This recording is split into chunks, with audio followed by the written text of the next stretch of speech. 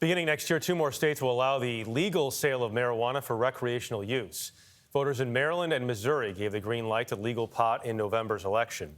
They'll join 19 other states and Washington, D.C., in which marijuana can be purchased for recreational use.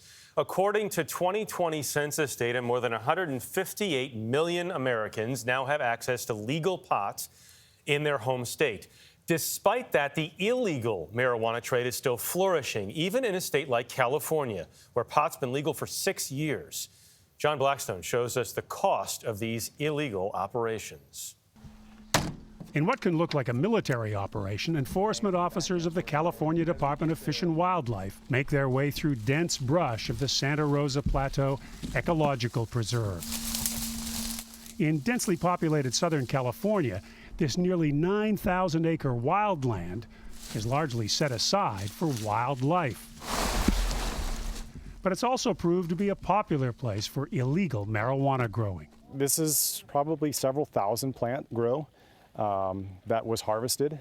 Lieutenant Lyle Chan heads the Fish and Wildlife team that's come in to clean up the mess left behind after growers have been captured or fled. Is this typical of what you find? This is pretty typical. Looks like a layup spot or sleeping quarters. So you can tell by there's a cot here and a cot over there. So at least 2 individuals were living here at one time. This site went undiscovered for at least a year, much of it hidden under the trees with camouflage tarps. So they'll harvest it on site, dry the cannabis plant, and then they'll trim the flower off and package it into 1-pound bags ready to go. Full operation. Full operation from start to finish. It is exactly the kind of illegal growing that was widely expected to disappear when California voted to make marijuana legal back in 2016. The idea was that you legalize it and that'll drive out the illegal industry. Daniel Sumner is an agricultural economist at the University of California, Davis. Are there regulations in California working?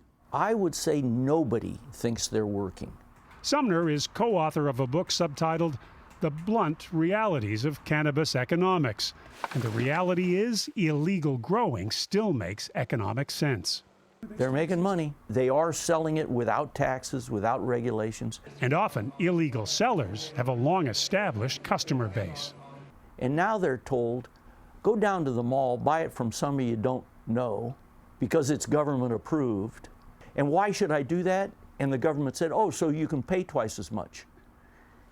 You know, so the average traditional buyer of weed said, no, thank you. If putting the illegal growers out of business means closing that gap between the legal and illegal price, are there states that have done a much better job of lowering that gap? There are a number of states, Washington, Oregon, Colorado, have lower retail prices than California. Like everything else, the customer is always right. And here the customer is a user of weed, and they will turn to the legal weed when it's cheaper for them. So I would say focus on that retail price. Do what you can in terms of regulations, keeping a sound system. I'm not saying no regulations, but doing what you can to reduce that retail price gap. That's really key. Back on the Santa Rosa Plateau, the cost of illegal growing can also be measured by the damage done to the environment. It's heartbreaking and it's frustrating to know that we have spent so much time and money trying to protect this land. Jennifer Nguyen is an environmental manager with California Fish and Wildlife. You know, at the heart of our mission is to protect California's plants and animals, and this comes as no surprise. It's been happening quite regularly, but it's frustrating. The first step in making things right is trying to pick up everything left behind by the growers, from snack food to drip irrigation systems. Not only do they use the land, they steal the water. Yes, you see all the polypipe that are illegally here on this ecological reserve. It takes water from the plants and animals that need it to survive. All the trash is bundled up, ready to be lifted away by helicopter, but other scars are left behind. Well, you see they have to move the land and they have to make flat spots to put the plants and to irrigate. Now the hillside is very loose soil. When the rains come, it washes all the debris, the sediment, the dirt, and all of the fertilizers and any toxic pesticides that they use right into the waterways and continues on.